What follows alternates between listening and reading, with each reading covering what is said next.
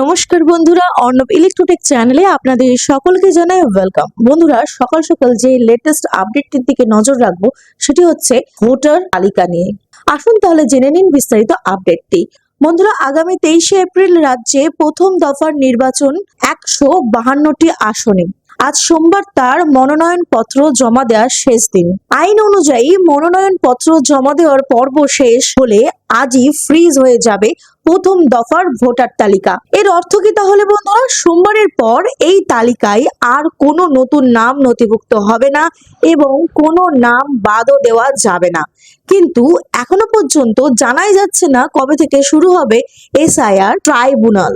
ফলে বিচারাধীন তালিকা থেকে বাদ পড়া ভোটারদের বিচার না দিয়েই রাজ্যে অনুষ্ঠিত হতে চলেছে প্রথম দফার নির্বাচন। দীর্ঘ টালবাহানার পর গত 23শে মার্চ বিচারাধীনদের প্রথম অতিরিক্ত তালিকা প্রকাশ করেছিল কমিশন। তবে দুদিন আগে অর্থাৎ 21শে মার্চ রাজ্যের 23টি জেলার জন্য 19 জন প্রাক্তন বিচারপতিকে নিয়ে ট্রাইব্যুনাল গঠনের বিজ্ঞপ্তি জারি করা হয়েছিল। কমিশনের সেই বিজ্ঞপ্তির পর অন্তত 15 দিন কেটে গেলেও ট্রাইব্যুনালের শুনানি শুরু হয়নি।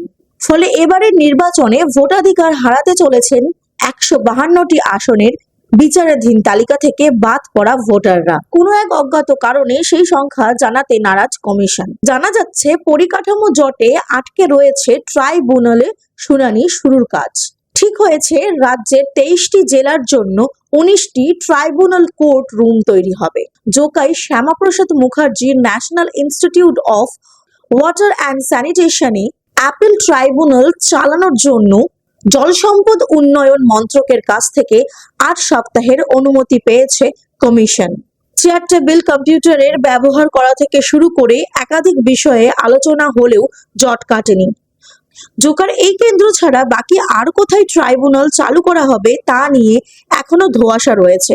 ফলে সব মিলিয়ে প্রথম দফার বাদ পড়া ভোটাররা তো বটে, দ্বিতীয় দফার ভোটে যারা বিচারাধীন তালিকা থেকে বাদ গিয়েছে ট্রাইব্যুনালে তাদের আবেদন নিষ্পত্তি ঠিক কবে থেকে শুরু হবে তা নিয়েও তৈরি হয়েছে চরম অনিশ্চয়তা। তাহলে বন্ধুরা, আশা করি আপনাদের সকলের কাছে আজকের তথ্যটি ক্লিয়ার। ভিডিওটি ভালো লেগে থাকলে অবশ্যই লাইক করে কমেন্ট করে জানাবেন এবং বেশি করে শেয়ার করবেন। চ্যানেলে নতুন হলে সাবস্ক্রাইব করে পাশের বেল আইকনটা প্রেস করে অল অপশনে ক্লিক করে দেবেন যাতে কোনো ভিডিওর আপডেট আপনার কখনো মিস না হয়। ভিডিওটিতে শেষ পর্যন্ত থাকার জন্য আপনাদের সকলকে জানাই অনেক অনেক ধন্যবাদ।